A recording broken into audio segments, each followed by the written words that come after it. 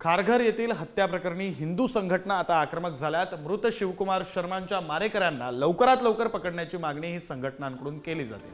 यासाठी हिंदू संघटनांनी खारघर पोलीस ठाण्याबाहेर निदर्शनं सुद्धा केली आहेत। शर्मांच्या मारेकऱ्यांना अटक कधी होणार असा सवाल हिंदू संघटनांनी केला आहे।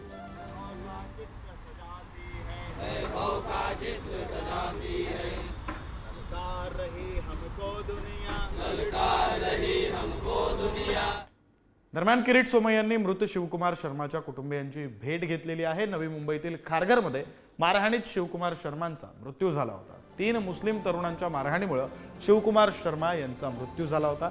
शिवकुमार शर्मा यांना झालेली मारहाण मॉब लिंचिंगचा प्रकार आहे असं सोमय्या म्हणाले। आरोपींवर कठोर कारवाई न झाल्यास मुख्यमंत्र्यांना भेटणार असंही किरीट सोमय्या म्हणाले।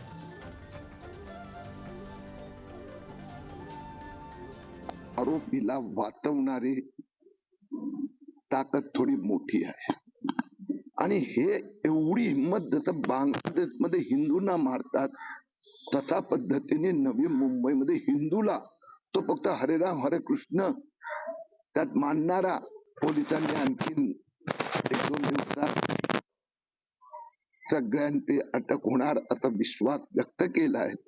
मी 2 दिवस वाट पाहणार, अन्यथा मुख्यमंत्रीजींना मला विनंती करावी लागणार की इथे दुसरा कुठला तरी ऑफिसर पाठवा।